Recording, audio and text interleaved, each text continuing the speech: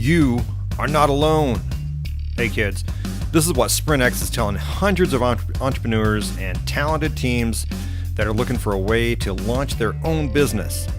They have identified these needs of the startups of today to build the industries of tomorrow. SprintX is developing business ideas, plus launching the promotion of their future ICOs, plus listing them on SprintX's own exchange. SprintX is unleashing a new age of support for startups and ICOs, and you can be part of it.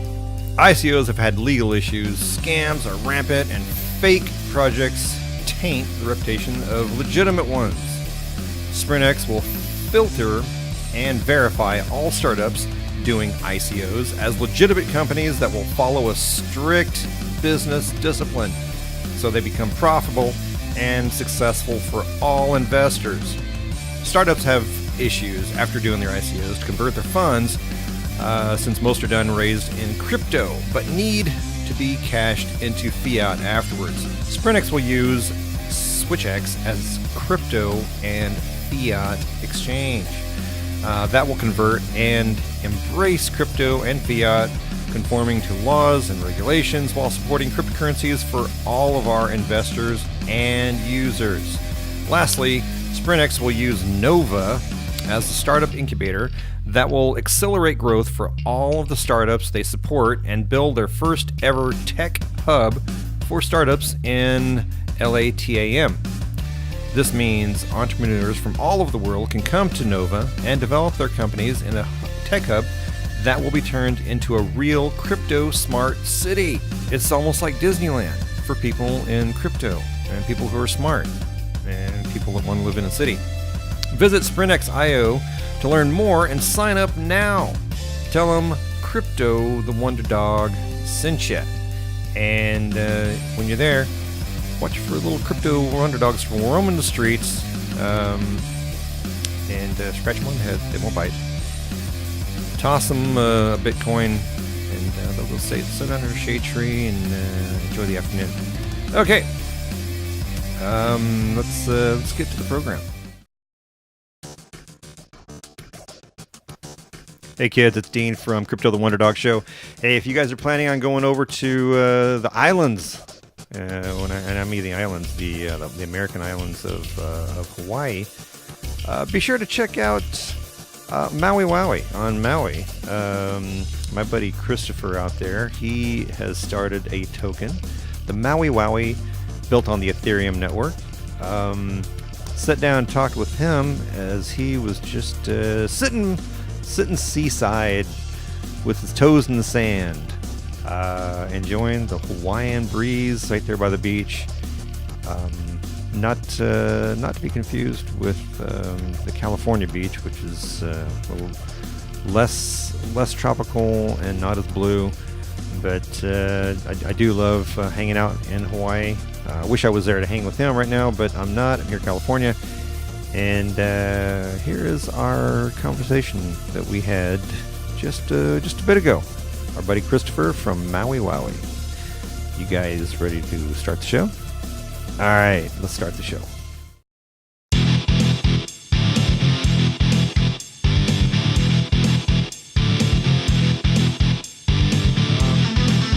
So, get past all the technical issues and the jackhammers and all the other crap that goes along with life. Chris from Mauiwowie, how are you doing? Aloha. Aloha. Man, this is early morning for you, right? Yeah. I mean, it's early afternoon. Early afternoon. Well, it's only 1:43 here, so it must be morning time for you. Yes, sir. It's before. Lovely day at the beach. Yes, sir. Oh man, what a life! But you know, we have that here in California, but we don't have the blue, crystal blue waters and the little sea turtles hanging out with you on the beach. And you're in Maui. That was the first island I ever went to when I went to Hawaii. It was Maui. I love Maui. They say Maui no Ko'oi, which means the very best. The very best, yeah. You know, when I got back to California, the first thing I did was look for a job in Maui. I want to go back. But you made it out there, and you've turned a career into or a lifestyle into a career out there of being a tattoo man, right? Yes, sir. I've tattooed in the islands for about 18 years. Wow. And you go to all the islands? You just hang out in one place? What do you do? I've tattooed in Waikiki, which is Oahu. It's another island, but that's really the only other island I've tattooed on. I've been to several other islands, Big Island, Kauai. I actually did a cannabis convention on Kauai, which was interesting. Wow. Is it pretty just pretty accepted out there? It is, but it isn't. There's unfortunately there's still a lot of red tape as far as legality with our dispensary system. Hawaii was actually, I believe, the second or third state to allow for medicinal use, and they really just enacted a dispensary system a year ago. Wow. And we still don't have dispensaries statewide. No. There's a couple open here and there, but it's really boggled down with bureaucracy, really. Mm. But you've kind of got the best of both worlds going on over there. You've got tokens.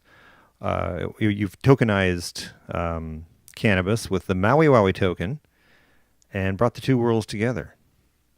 Yeah, yes, sir. It kind of happened magically, so to speak. Kind of in my search for higher capital, I guess, to develop our company and the facets that we would like to see long-term developed, which is acquisition of large parcels of land here in Maui. It just made sense to launch our own cryptocurrency, and with the namesake Mauiwowie, which now we have a federal trademark on. A federal trademark? Yes, sir. And that must not be easy to get, right? Or is it? I have no idea. No, it wasn't. And again, that was kind of magical how that happened as well. I had actually made a lot of sacrifices and sold my BMW and my Harley, and kind of took all the money and went to Miami to go do a trade show. And I ended up meeting our trademark lawyer at the time, and things kind of just escalated from there. Wow. And when I've talked, we've talked before. We've talked a couple of times on the phone here, and you sound pretty smart when it comes to the whole cryptocurrency thing. Yes, sir. I educated myself probably for a good 3 or 4 months, watching documentaries. Very boring, very dry. I actually probably had to wake myself up through every one of them. Yeah.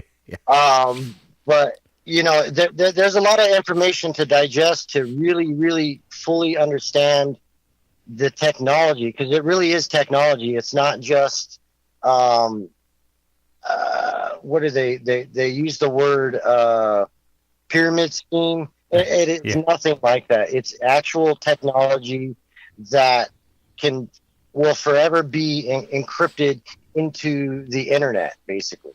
Yeah, and it's like internet, not 2.0, like 3.0, right?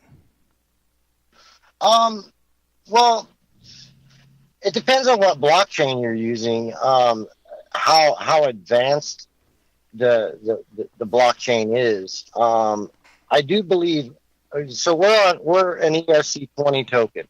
So we're on the Ethereum blockchain, and NASA just literally signed on with Ethereum to use Ethereum smart contract technology to, from what I understand, communicate with their satellites and whatnot. So I'm really excited to see that technology, move into the next phase of adaptation. Yeah. And you've got from what you've told me, you've got a pretty nice team around you, helping you create all of the back end on this, right? Yes, sir. We have a programmer named Matthew Neal. He's a former Google employee. He's a former Uber employee. He actually wrote some of the front end software for Uber app. He's just a real brilliant guy. I can't even thank the universe enough for putting him in our path. He's just really, really bright when it comes to what he does, which his talent is coding. Yeah. Very cool. And besides him, is there any other guys that you got working with you? There is. We have a gentleman named Kavika Le Aloha. He actually runs a company that has about 100 employees, and he is he's mentoring me on the business end of things, and that's a hard job because I'm very kind of stubborn myself, just because I've been in tattooing for 22 years, so I'm kind of hard around the edges, but in the same stroke, I strive to be a better businessman. I want to be the best businessman I can be. Yeah, of course. So let's go back a little bit. How did you get into tattooing? Honestly, that was so long ago. I basically had friends that were doing it that were very amateurish at best, and I got into it, and then I was very fortunate, and I got basically adopted by a small family of tattooers that is legendary. Miss Katumani hired me at my first shop I worked at, which is in San Diego Tattoo Land. And it just kind of went from there. The owner of the shop actually came to town, and she saw that I was an amateur, but she really liked me. And what she told me was this. She said, I normally fire people like you, but you're a good person, and I see that. And she says, you can make a good tattooer out of anybody, but you can't make a good person out of any tattooer. Yeah. And so I really held on to that for 22 years. I mean, I have the highest ethics that there can possibly be as far as sanitation and really responsible tattooing. There's a lot of people that are tattooing their face or their hand before they have any other tattoos, which is ridiculous. Yeah. I'm actually grandfathered in the state of Hawaii for doing laser tattoo removal. Laser tattoo removal. You getting a lot of that? I have done it for about 10 years. A friend of mine that I taught, he does it for the state of California for the prison system. Oh, really? Yes, sir. So they go in prison and they want to take their tattoos off? Actually, he does it for parolees that are getting ready to be released. Oh, okay. Because I guess that helps with the whole merging back into society and correct. Yeah. Correct. And tattoos unfortunately are still taboo, and it's unfortunate because there's a lot of lack of really just professionalism to where people are doing it for a means to an end instead of out of passion. And so they'll do any tattoo basically. And that really has hurt our society, because there's these beautiful young women walking around with full sleeves, or some of them are beautiful, but for the most part what I see is trash on people. Wow, that's crazy coming from a tattoo artist. Yeah. It's a really harsh statement, because I still love what I do, but at the same stroke, I think tattooing needs to be regulated on a federal level, because every state is on a different page. And Entrepreneur Magazine just actually wrote up an article with me regarding what the cannabis industry could learn from the tattoo industry. Yeah. And it really, both industries are actually at the same transition, really, with society and government, and they both need to be regulated federally to where there are responsible applications to the industry. Yeah. Wow. Well, you seem like a very active guy, and when it comes to voicing your opinion, are you going to try to be part of that? Honestly, with tattooing, I'm kind of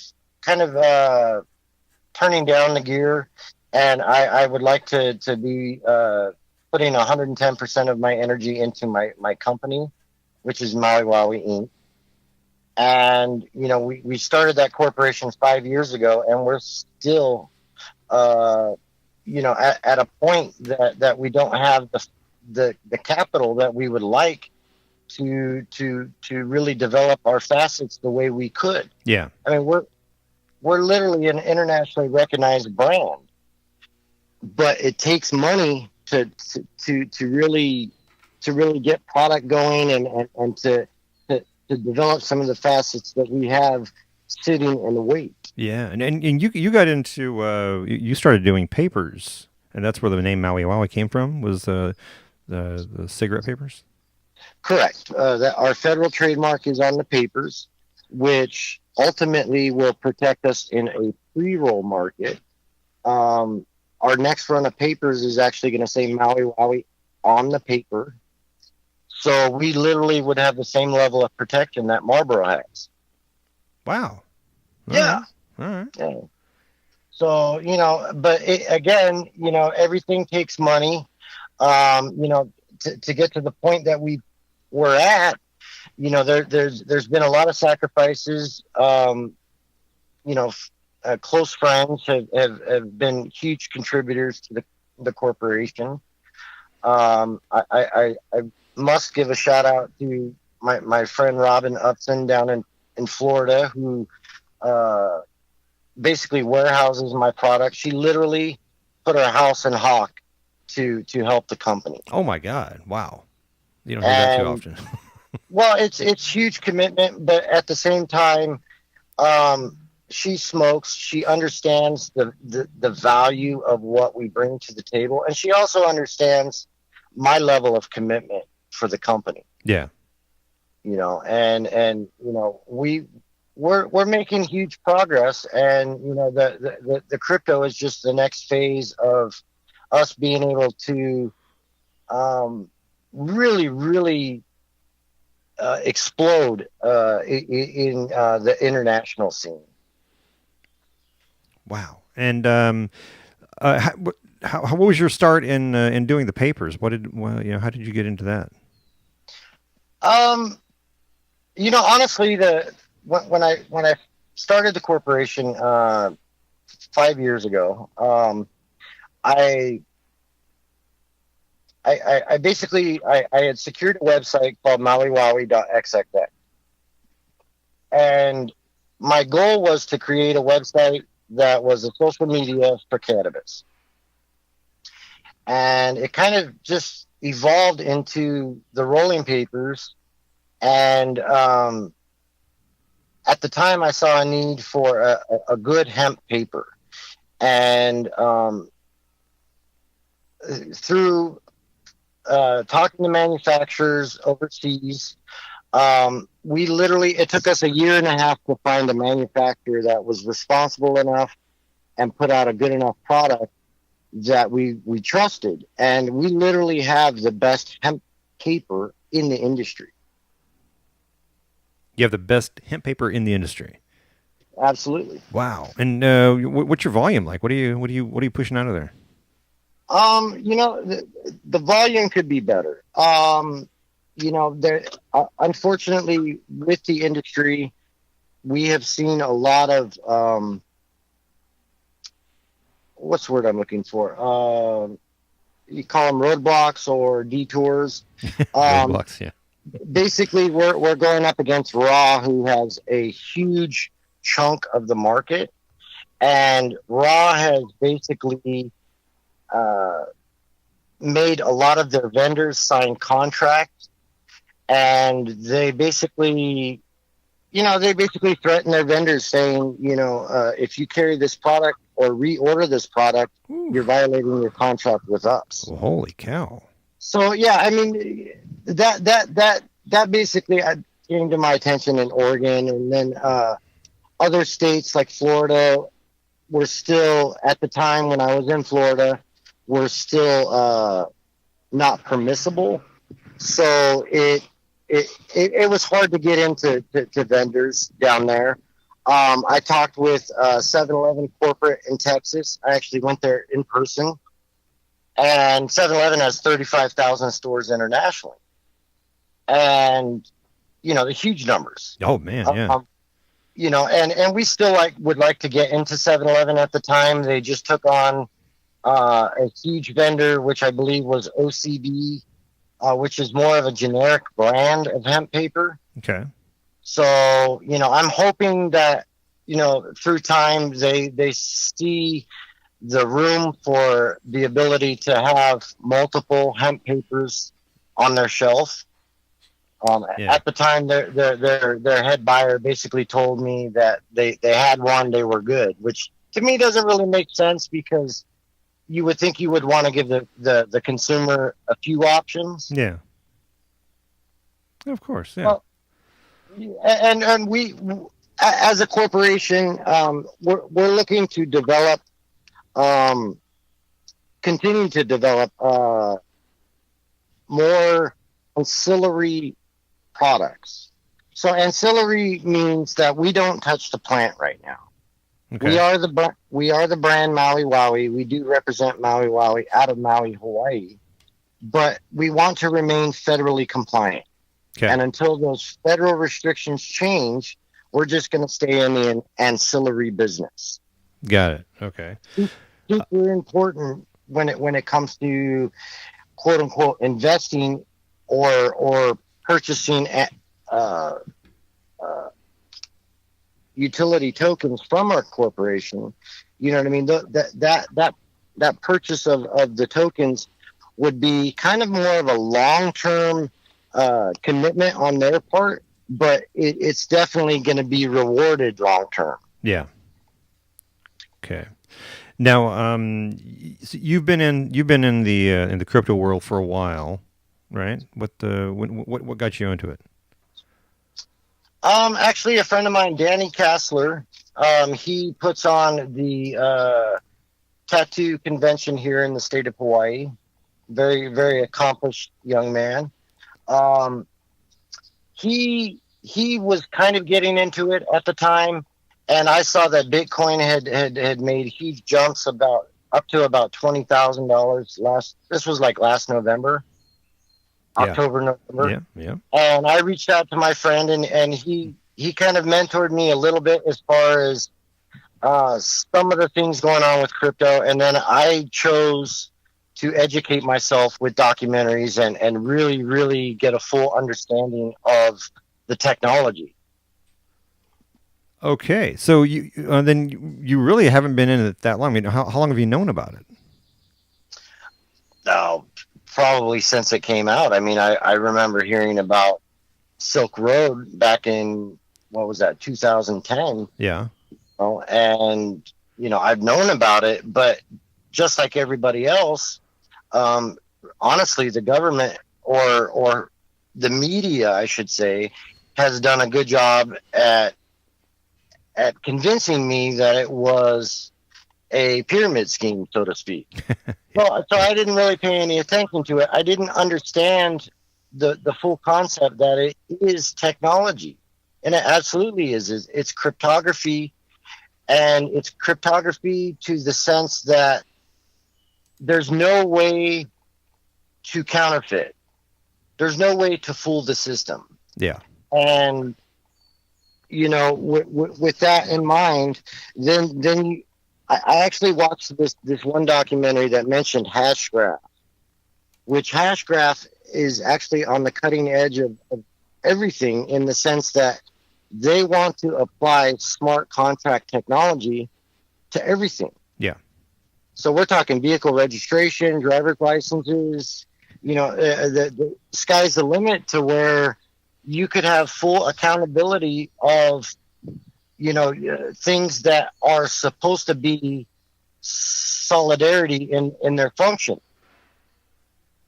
Huh. Okay. Or singularity in their function. All right. So you're only supposed to have one driver's license, right? Uh-huh. So if your driver's license was part of a blockchain and smart contract, then no one else in the country or the world could be using that name and that ID.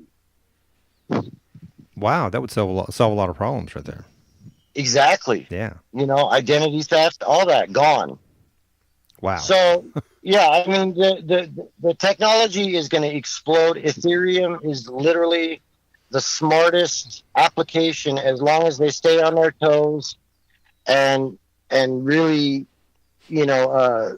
continue to develop what they're doing responsibly. Okay. All right. So that brings us to our next question: is like, what's the concept behind the Mauiwowie token, and how does it relate to the cannabis industry? It doesn't necessarily directly relate to the cannabis industry, but it does, in the sense that in the future, we hope to assimilate coin to cannabis. But right now, to remain SEC compliant and federally compliant, we are strictly a utility token. And there is a difference between security token and utility token. We are not offering securities in our company. We are not offering anything other than almost a novelty token that could be exchanged. One token could be exchanged for one pack of our hemp rolling papers at retail value. That's our pre-ICO plan that's already been implemented. Now, obviously, we're hoping that somebody doesn't buy 1 million Mauiwowie coin and want to trade it for 1 million packs of papers. But if they did, we could suffice that. We're hoping that the romance with the brand really transpires to the currency, to the fact that we are put in position to be able to acquisition large parcels of land here on Maui. And that's kind of what you're trying to do with the ICO, right? Is raise money to buy some land.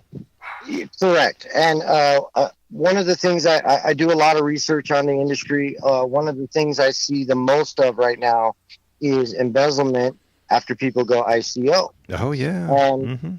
And to prevent that, what we plan on doing is when we go ICO, we're going to take all of the ICO money and directly invest it in real property. Property. Okay. And of course, pay Uncle Sam his share. First off. Yep. Gotta pay him. We plan on being 100% compliant all the way through, because we understand the value of what we bring to the table, and we also understand a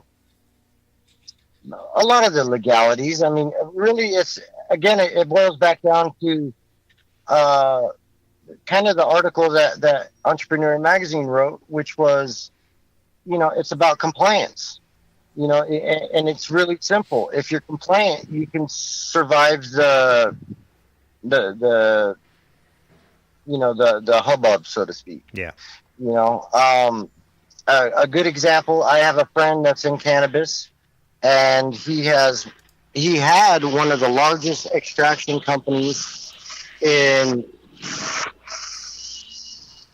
Oregon, and I won't say his name just out of respect, but he got caught in Nebraska with, I believe, $6 million worth of extract and 60 pounds of cannabis. And Nebraska, shakes a finger at that. So he's looking at going to prison. Oh my gosh. And least of which would be, if he didn't go to prison, he's going to lose the ability to get federal permission to do what he was doing before he got in trouble. Yeah. So it's about federal compliance. I myself can pass a federal background, and we plan on remaining federally compliant.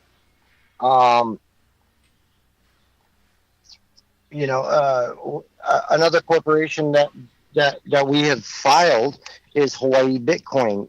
I would also like to develop that and help the state of Hawaii responsibly implement cryptocurrency in the state.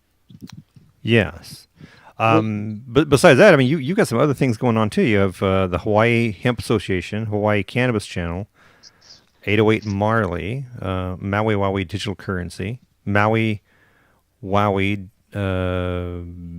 Rolling Papers, which the Mauiwowie Dispensary. Is that up and going? No, sir. The main reason we secured the name was to prevent somebody else from adding a word and using our name. Okay. And then Mauiwowie Magazine, you have that going right now? No, sir. No? Okay. The reason being on that, we actually have a relationship with a paper manufacturer that's actually in Oregon that is willing to print our first magazine on hemp paper. Wow. All right. But to me, I've watched enough documentaries about very successful people, including Hefner. The first magazine is very important, and I don't want to put out crap. Mauiwowie is no ka'oi. It's the very best. And until we have the funding to put together a responsible product, we're not going to develop that. Yeah. All right. But it's brilliant in the sense that the magazine will tie into the revenue from the Hawaii Cannabis Channel. Got it. Okay. And what's the reception? I mean, you must have a lot of friends over there that you've talked to about this. What are they saying? Honestly, everybody's excited. Everybody wants in. Most people don't know how to do the simplest thing to be able to receive crypto, which is obviously download. That does seem to be a learning curve to that when you're first getting in. Yes, sir, and it's kind of unfortunately it's a frustrating learning curve because there is no room for forgiveness. If you have the wrong wallet address or you have the wrong you have a number left off of your address, it would go to default, and so you wouldn't receive whatever token you were trying to get or Ethereum or whatnot. So and it's just gone forever. What's that? And it's just gone forever, right? Yes. I actually experienced that myself, and it's a horrible way to learn. Oh man, yeah. I had read an article that Ethereum. So we're in ERC20 now.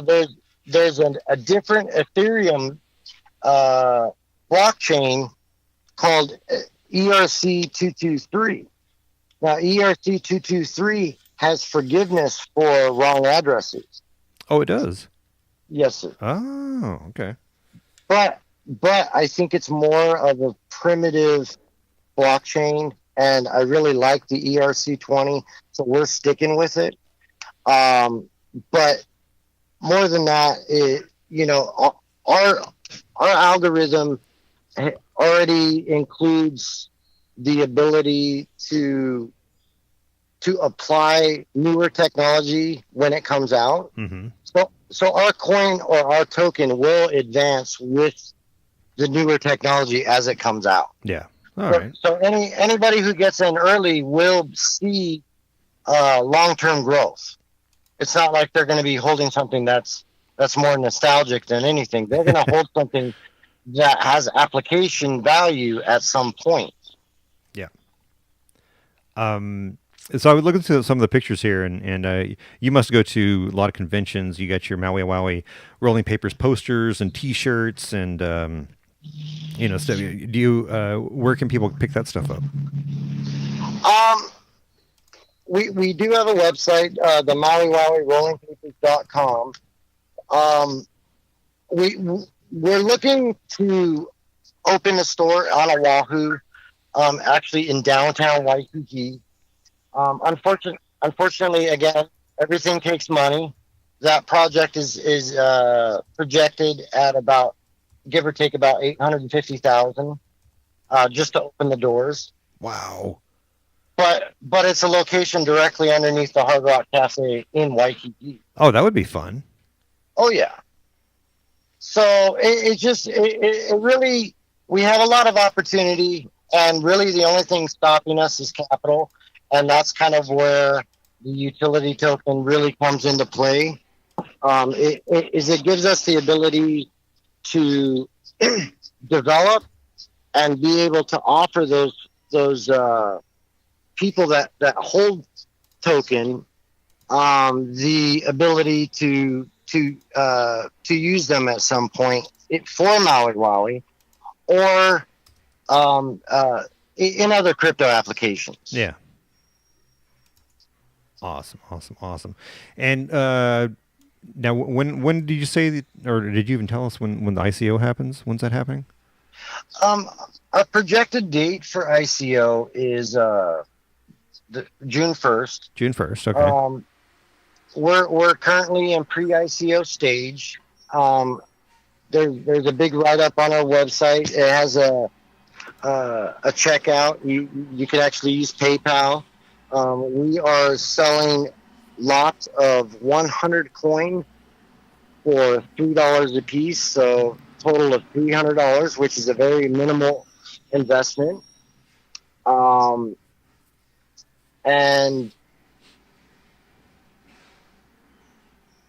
what else? We just had our pre-ICO sale, our first pre-ICO sale on the website actually yesterday, which is great. Wow. Okay. Awesome. So we're starting to get some traction. Yeah. Yes, sir. And we project our projected pre-ICO lot is 1,000 of the 100 tokens. So 100,000 total. Okay. And then when we get ready to go ICO, we have a really solid value already established. And I'm hoping that the industry will accept our actual ICO price that I'm hoping to set at $50 a token. And the direct reason for that being, we have a particular parcel of land that we want to acquisition, and it's very pricey. Yeah. But I think long term, once we acquisition that parcel of land, it'll add so much significant value to whoever holds token that our programmer honestly believes our token will hit $1,000 within 2 years. $1,000 in 2 years. $1,000 within 2 years. Now, you guys have other brothers in the crypto Canibus tokens, right? I wouldn't necessarily call them brothers. Cousins? But, cousins? Just second cousin by marriage? Redheaded stepchild, maybe. Okay. But yes, I am aware of like Hemp coin and Canna coin and Weed coin. So how are you different from these guys? Yeah, well, I don't want to bash anybody, and I don't want to be. No. I'm just asking, how you're different. So I'm not asking to trash anybody. Yeah. the way that we're different is we have a real company, and we have a real federal trademark. We have 3 state trademarks here in the state of Hawaii. We also have a trade name filing backing up our cryptocurrency. So Mauiwowie as a trade name is approved by the state of Hawaii as digital currency. Okay. And on top of that, um, I believe we have more to offer. If you were talking the cannabis consumer, we have more to offer the cannabis consumer. But as a crypto person in general, I think we have more to offer because of our legitimacy and our determination to remain 100% compliant. Yeah. Hemp Coin decided to make their own blockchain. So they're not Ethereum based, first of all. Second of all, they kind of diluted their own token by creating 2 point something billion. And there's already 1 point something billion on the market. That's why they're not that much. With Mauiwowie, there's only 70 something million that is going to be offered to the open market ever. So we will see that intrinsic value probably by maybe not this summer, but next summer will be sold out, and we will start seeing intrinsic value happen. That's why we'll hit the $1,000 mark. Wow. Okay. And you must have done some research on these other companies before you guys launched this. So, what did you learn not to do from what you saw from the other guys? Honestly, I owe a lot of credit to Matthew. He had I originally wanted to make our own blockchain, our own algorithm, and Matthew said, no, you want to go with ERC20, it's smartest technology out. And we went from that point, and obviously we both did research. I actually stayed with Matthew for the month that it took to create our token. We both he programmed and I did artwork for the website. So we kind of worked back to back, kind of like Binance did. It was a very interesting interaction. But it was a blessing in disguise because Matthew he's a tremendous talent. Wow. And how long have you known Matthew? Believe it or not, I had just met him. I had flown from at the time I was in Texas.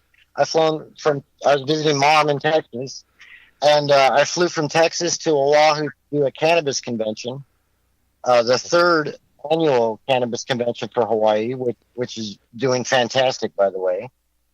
I flew out there to do that convention, and just before I left Texas, I actually had found out that Hawaii had passed Bill 3082, which was cryptocurrency exchange. So I filed Hawaii Bitcoin and later separated it from Mauiwowie and made Hawaii Bitcoin its own corporation. But I filed it and secured the name. I came out to Hawaii, and I literally met Matthew the second day I was back in Hawaii. And while he was sitting down talking to me, he created a sample token on the Ethereum test network to show me what he could do. And it's just that all fast. history from just there. Sitting down there doing nothing and just created a token out of nothing. Correct. Wow. Smart guy. Very, very brilliant. I mean, the amount of code that I saw flash before my eyes, it literally was mind-boggling. And so you guys, you're working on this furiously, and how can the audience, how can they be part of this, and how can they help out? Well, there's obviously there's opportunity to get in on the pre-ICO. You could go to www.mauiwowiecoin.com, or you could wait for the ICO, but you're already going to be kind of out of the early stage there. Yeah. But you're still looking to make money even at the ICO stage. If we're talking our projected goal of reaching $1,000 a coin. Wow. And I definitely want to be part of that. $1,000 a coin. That would be crazy great. Well, Mauiwowie is an internationally famous brand already. It exists in the psyche of you, anywhere between your 30-year-old and 75-year-old, and we are not in any way taking advantage of that. We are trying to responsibly develop that. That makes sense. The name is geographical. So we have been quoted by the European Trademark Office and both the Federal Trademark Office that Mauiwowie means cannabis. And for us, it's kind of like a love-hate relationship for that particular subject, because it made it harder for us to get our federal trademark, but we were able to because we have the name on a responsibly implemented product, which is the hemp rolling paper. Yeah. Okay. But there is a lot of illicit use of the name on the mainland, and ultimately Mauiwowie is a geographical brand. So in your cannabis industry, California, when they wrote the rec law, they actually included geographical brand protection in their law. It's literally the same level of protection that wine has. So you can't have a Chardonnay from let's say Napa Valley and represent it as being a Chardonnay from France. No. It's the same. It's the same with Mauiwowie. Mauiwowie literally is Pakalolo that comes from Maui, Hawaii. And you guys are the only place that can grow it. Correct. It 100% is not a strain. I have literally had Danny Danko from High Times Magazine want to interview me on the strain of Mauiwowie. Yeah. And I let him know that it's not a strain, it's a geographical brand. And here, this guy works for a company that is over 30 years old in the industry, and he didn't even know what Mauiwowie really was. Leafly is misquoting Mauiwowie as well, which is unfortunate. Bottom line is again, it's a geographical brand. It's Pakalolo that actually grows here in Maui. So long term, our business strategy is to acquisition land. Once the federal and international restrictions drop, we can grow Pakalolo here and sell it internationally, and really change the economic structure for a lot of Hawaiians, because there's a lot of Hawaiians that own land, but they work two jobs. Wow. They're not utilizing that land. Because the cost of living is so ridiculously high here. But if they were able to grow Pakalolo, and initially we're gonna start with hemp, and obviously that's why we own the Hawaii Hemp Association. We've been working hard at that. They could grow Pakalolo, bring it to an exchange. The exchange would be set up to where it could test for mold and quality, and it could also pay them for bulk. So they're not affecting the tourist market, so to speak. Yeah. It's something that almost like a recycling center. It's something that can be very well commoditized and legitimized. Very cool, man. Well, this is great. I don't partake in it myself, but I understand the importance of it, and I understand that it needs to be a little more accepted than it is. And I think if evangelists like yourself could get out there to the masses and preach your gospel, I think the people start seeing the light of day, and Well, let's this be just as legal as going down to the corner store and buying a 6-pack of Coors Light. correct. I know for a fact the main opposition isn't only your pharmaceutical company, because they're actually adapting into the I guess the medical value of cannabis and using the extractability.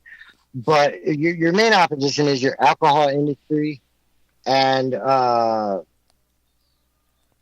whatnot. Bottom line is 47 states right now have already legalized in one form or another for cannabis, whether it's medical or decriminalized or full on rec. So bottom line is eventually the federal government is going to do the responsible thing and hear the voice of the people and allow for proper regulation and compliance. Yeah. And that's the key. As long as there's compliance, I mean, it's something that should have been done 20 years ago. Absolutely. Yeah, it should have. Well, this is great, man. I'm glad I came across you. Glad we connected on LinkedIn there, and I have your LinkedIn page up here, so people want to connect with you on LinkedIn. We have that. We have our Mauiwowie.coin.com up here, and if any other, we've got a couple of them. We have wallet.mauiwowiecoin.com and then mauiwowierollingpapers.com, right? Yes, sir. Okay. And, just get a hold of Chris here for your rolling paper needs. And absolutely, let's jump on to that pre-ICO lot of 100 tokens. Pick up 4 or 5 of those. The thing to remember, Dean, is we're not just a rolling paper company, and so many people say that, and it makes me giggle. Procter & Gamble started out making soap and candles. That is the product that we were able to use to facilitate a federal trademark, and we do plan on staying in the paper business. So when we do grow hemp, we're going to use every part of the hemp. I plan on bringing paper making equipment to Maui, and hopefully one day getting large contracts for paper. That would be the other opposition, by the way, is the paper industry. Yeah.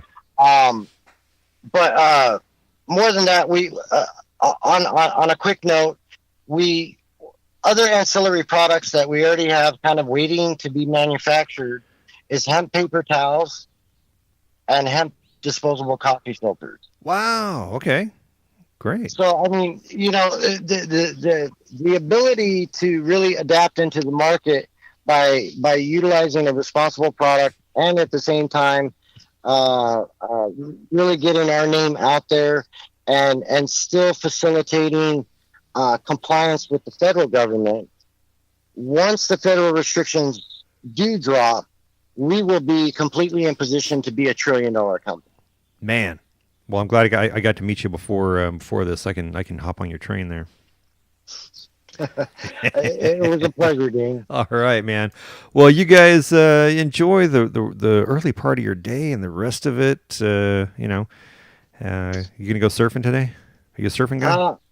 I was when I was younger. I'm kind of afraid of sharks, to be honest. Not to bash the surf industry, but I think it would be perfect irony for a shark wouldn't eat me. By the way, they would just mouth me. That would be perfect irony. Yeah. Yeah, it'd be like a little pot brownie in the ocean there for him, right? Well, imagine the tattoo guy. He's tortured, probably 25,000 people over his career. Gets mouthed by sharks. Yeah.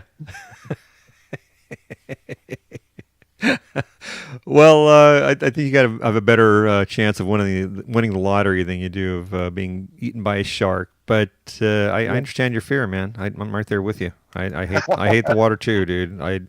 That's why I can't learn how to surf, because I was so terrified of what was underneath me that I just couldn't get over it. So I never learned how to surf. In Hawaii, the shark is called the mano, and it's also an amakua. An amakua means like a guardian angel for a family bloodline. So the shark is literally an amakua for families out here. Wow. All right. Yeah.